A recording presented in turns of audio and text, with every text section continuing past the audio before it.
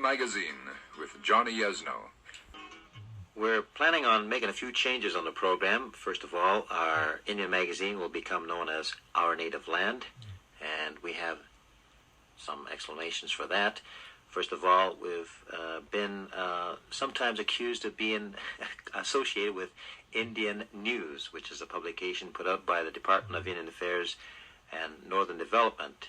That particular paper is for telling what different tribes are doing, and also letting people know where different Indian agents are going, and promotions and this type of thing.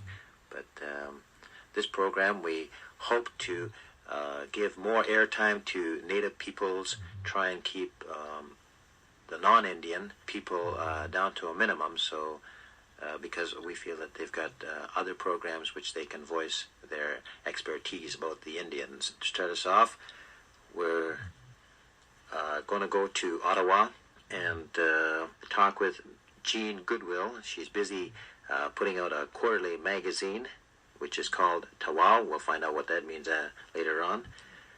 For a little bit of background on Jean, she's been with the Department of Indian Affairs for a number of years. Before that, she was doing nursing under the Indian Health Services. She comes from Saskatchewan. She's been executive director of the Friendship Center in Winnipeg for a number of years. Then she finally moved to Ottawa, where she now lives with her husband, Ken, for the last 3 years. And she works under the newly created Cultural Affairs section of the Federal Department of Indian Affairs. And she's put out 2 editions of a magazine called Tawau. I think what's in order now is to find out exactly what Tawau means. Here's editor Jean Goodwill. The idea originated because we felt there was a need for an Indian cultural magazine, something that is non-existent here in Canada.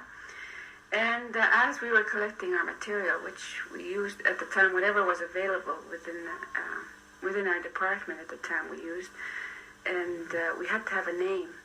And we tried several different kind of names, and there was no, as you know, there's no one word you can use that could all Indian languages could understand. So we picked the word Tawau, maybe basically because Dr. Spencer and I are both Cree who work in the same division. A word that means welcome, or the door is open, out in the prairies, when somebody walks in your door, you say Tawau, means you're welcome. And again, another reason for using this name was because we wanted the magazine to be geared to Indian writers, to welcome Indian writers, so they'll have an opportunity to send in their material and get it printed, because, as most people know, most of the material that's written about Indians in the past and even today is by non-Indian people themselves. And it's time that we have Indian writers, although we've had a few authors in recent years, like George Couder and James Seaweed and so on. But for a magazine to be able to, for them to be able to send in their legends and stories and works of art and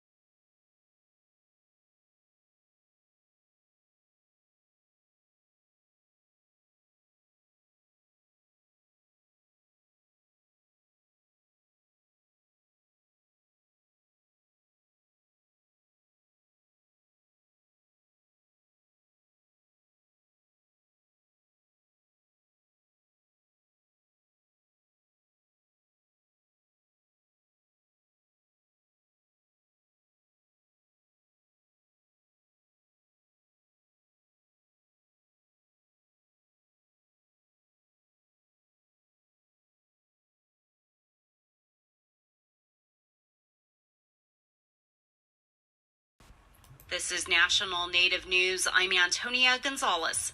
2 tribes are suing the South Dakota Secretary of State and 3 state agencies for violating federal voter registration laws. The Rosebud and Oglala Sioux tribes filed in federal court Wednesday. The National Voter Registration Act.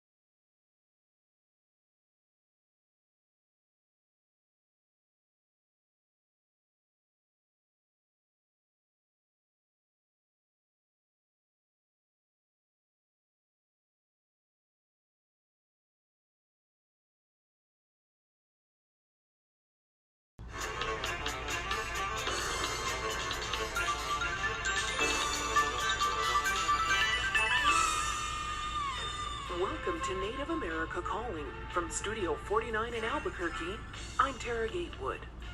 A new anthology dedicated to Indigenous superheroes, all produced by Indigenous artists and writers, will come out this November from the comic book giant Marvel.